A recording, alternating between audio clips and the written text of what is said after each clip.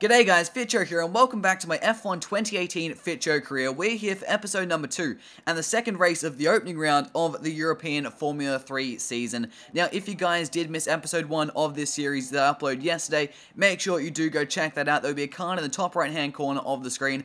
I quickly explain this series, go through the field that we do have here in European Formula 3 and explain how these Euro F3 weekends do work. Now, for race number 2, we had another qualifying session as we do for each of the races, and things went a little bit better for us this time. We're actually starting out of 5th place. We were just over a 10th off pole position, but yet again our teammate Ralph Aron starts on pole position with Robert Schwartzman alongside him on the grid. So the same front row as we did have in race number 1. Then you have the two Carlins of Jehan Daruvla and Sasha Fenestraz, who actually set the exact same time, lining up on the second row of the grid. Then you have me and Yuri Vips, who also set the exact same time, only 11,000 slower than the two Carlins in front, lining up on this third row of the grid. And Daruvla and myself get the upper hand as we both set our laps earlier in the session. Then Mick Schumacher runs out of 7th place, but between 3rd and 7th, Daruvla and Schumacher was only 22 thousandths of a second. 5 drivers separated by 22 thousandths of a second. That is absolutely crazy. Then you have Inam Ahmed in 8th place, and Alex Palau, his race didn't go to plan yesterday in race number 1, and that seems to affect his qualifying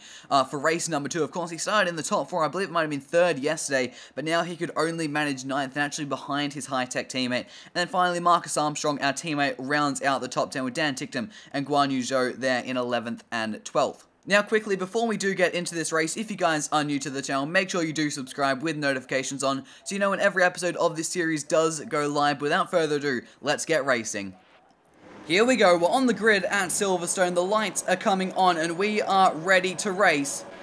And it's lights out, and away we go. Race number 2 of the weekend is underway. Not the best start in the world for us. One of the Carlins has got a storming start as we head down into turn number 1. I think that is Yuri Vips up our inside, still side by side with the motor park. We're going to try to squeeze out, but he's sending it right up our inside, also up the inside of Aron, and trying to get up the inside of Rob Schwartzman. And we've got past whichever Carlin that was Sasha Fenestraz, as Jehan Daruvla has found his way all the way up into the lead of this race as Ralph Aron and Yuri Vips, the two Estonians, are tripping over each other as we head down the Wellington Straight. Can we get past Vips and past Ralph Aron down into Brooklands up the inside, but he's going to hold it right around our outside, now into Luffield. We're not going to be able to do this around the outside. Oh, he's cutting across us a little bit, just drifting a bit wide, and we had, I think that was Yuri Vips trying to look up our inside there, getting a little bit hairy as he's going side by side with Sasha Fenestraz as we come down towards Cops for the first time in this race. And Jehan Daruvla and Rob Schwartzman have already broken away in the lead. That's how quickly it can happen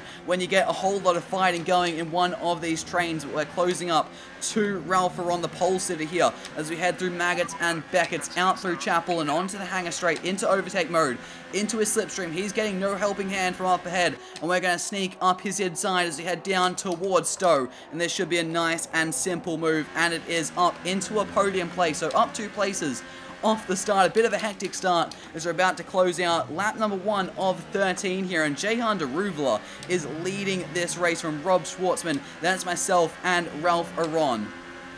Out onto the Wellington Straight we go, and we have nothing to defend with against Ralph Aron. He's looking up our inside, down into Brooklands. We're going to try to hold this around his outside and get the inside line into Luffield, having to use a lot of curb. Not much space given, but just enough. But around our outside he goes, and he takes that position. But now we get the benefit of having his slipstream as we have a Carlin of Sasha Fenestraz right up behind us. We're going to look up the inside of Ralph Aron, and I thought Fenestraz was thinking about moving up the inside of myself at Cops, and that was getting a little bit scary, but somehow we all get through there unscathed. Not too sure how that has happened, but we are just bleeding time to Daruvla and Schwartzman, who are out in the lead of this race, just dashing away, not really fighting too much, as we are going hammer and tong with our teammate and the Carlin.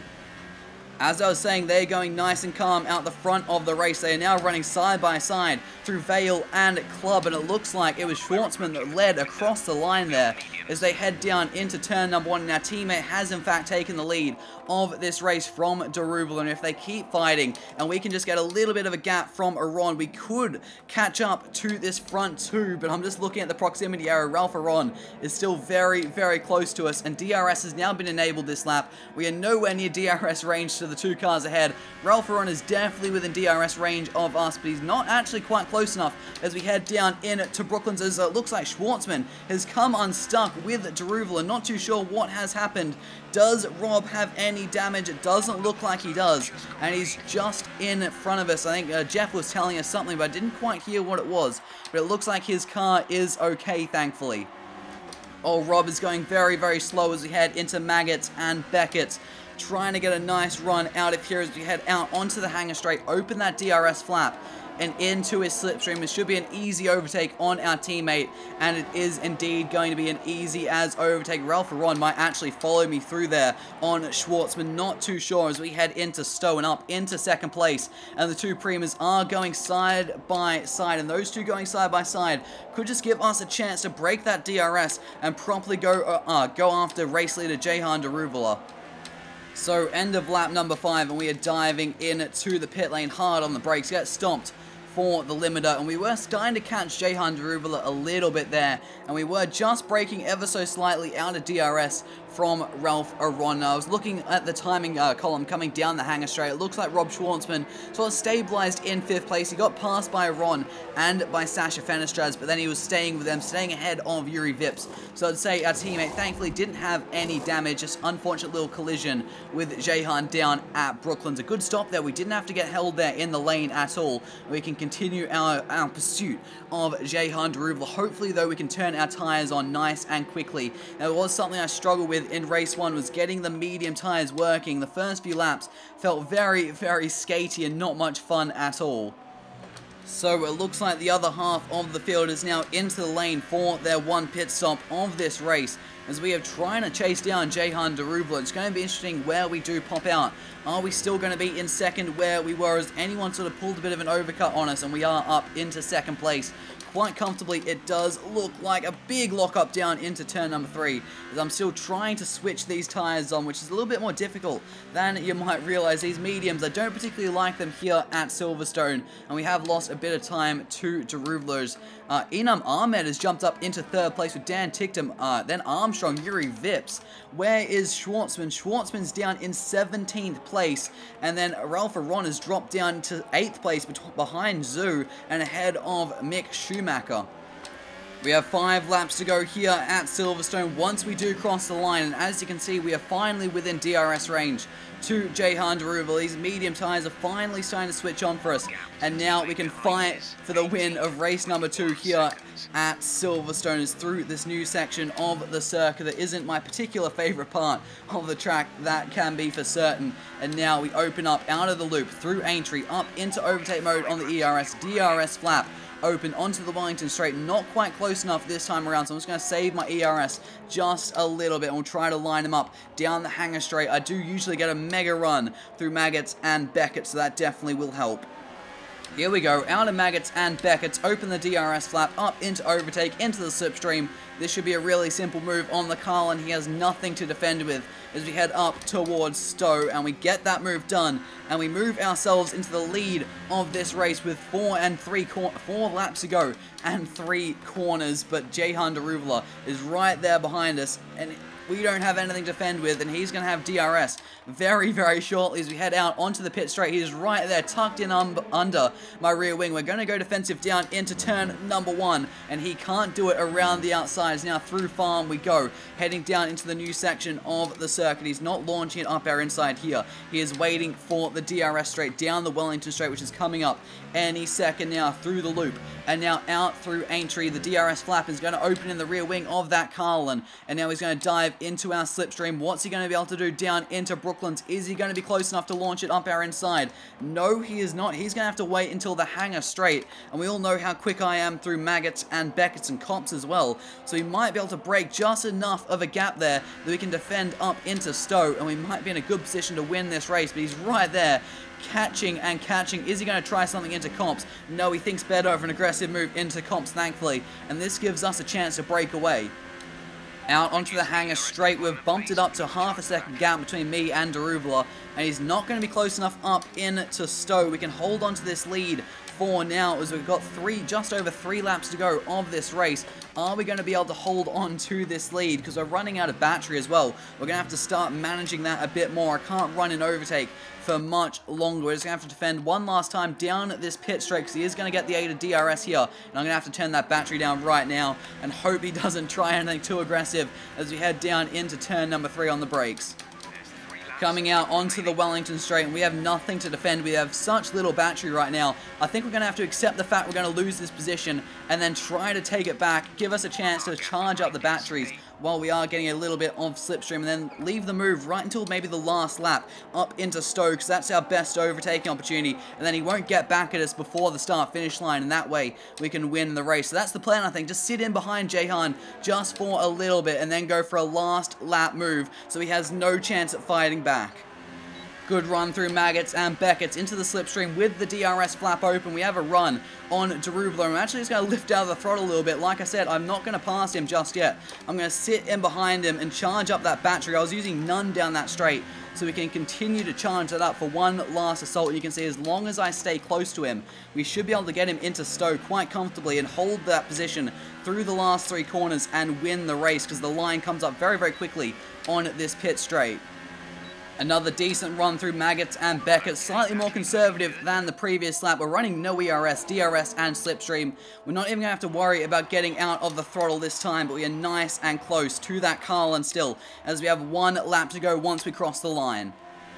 Here we go. This is what it all comes down to, the final lap. Into Maggots and Beckett's we go for the final time in behind that Carlin.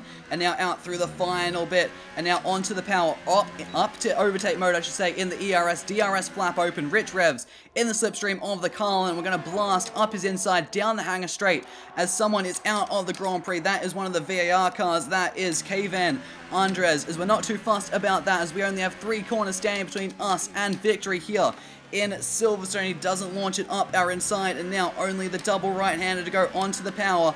We do go, and the line comes up nice and quick, and we win race number 2 here at Silverstone. Those tactics worked out perfectly for us in the end.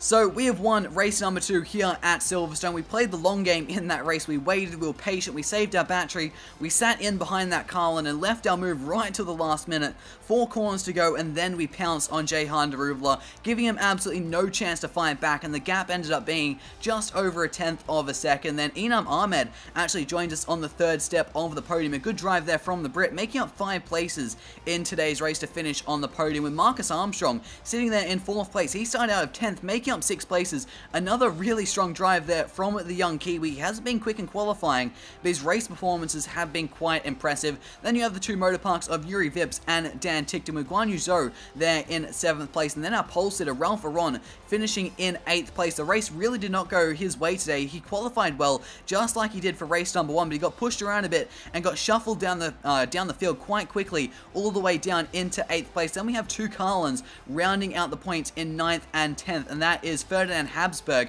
and Nikita Troitsky, both of them actually beating Sasha Fenestraz, who's one of their teammates who actually started 4th on the grid. They started 14th and 18th respectively, and beat their teammate who started 4th on the grid. A very impressive drive from those 2 Carlins. Then we have Mick Schumacher, who started 7th. He dropped all the way down to 13th place, outside of the points.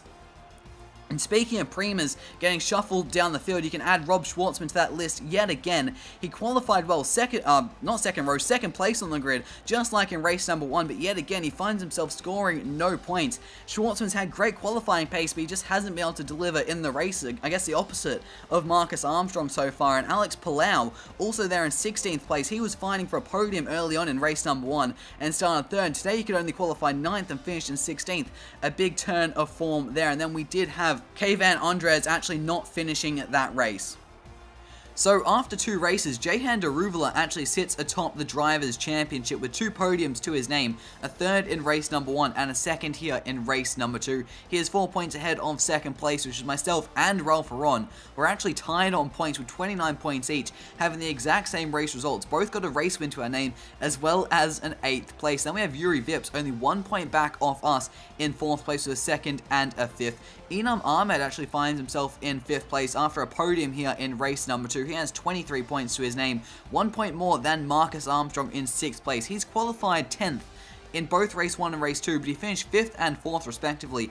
Great race pace there from the young Kiwi. If he can get his qualifying pace sorted out, he will be a force to be reckoned with in the season, I do think. Sasha Fenestras, I should say, is there in 7th. 4th place in race number 1, but he couldn't make the points in race number 2. And then Guan Yu Zhou is there in 8th place, a best result of 7th. But consistency, he's got 2 7th places, and that gets him up the order a little bit by scoring points in both races. Gets him ahead of people like Dan Ticktum, who has had a better result than Zhou, but he's actually had a worse result as well in race 1, not even scoring points. Same goes for Alex Palau. He's finished in the points 1 time there in race number 1 with a 9th place, and he is tied on points with Ferdinand Habsburg. Both got a 9th place to their name as well as a non-points finish. And Mick Schumacher is only down in 12th place with 1 point to his name. Not the start to the season that Mick would have wanted, and he is tied on points with Nikita Troitsky. And also looking further down the order, one big name down there is PREMA driver Robert Schwartzman. He has not got a single point to his name after starting both races on the front row of the grid. Something is seriously not clicking for Schwartzman in the races. Qualifying pace out of this world, but in the race it's just not coming together for Robert, and hopefully he can turn that around throughout the rest of the season because he's clearly got a lot of pace there. So that is going to do it for today, guys. Next time out, we come back to Silverstone for the 3rd and final race of this round here on the Sunday morning, and hopefully we can go out and get some more points to our name, maybe even challenge Jehan Daruvla for the lead of the championship. I guess we're just going to have to wait and see how race number 3 does play out here at Silverstone. That should be uploaded tomorrow on the Monday. That is the plan. But that's going to do it for today, guys. If you guys did enjoy this video, make sure you do leave a like. Of course, if you guys are new to the channel, make sure you do subscribe with the notifications on. Just press that bell button to get notified every time this series does go live, along with all my other videos. Thank you guys so much for watching, and I'll catch you later.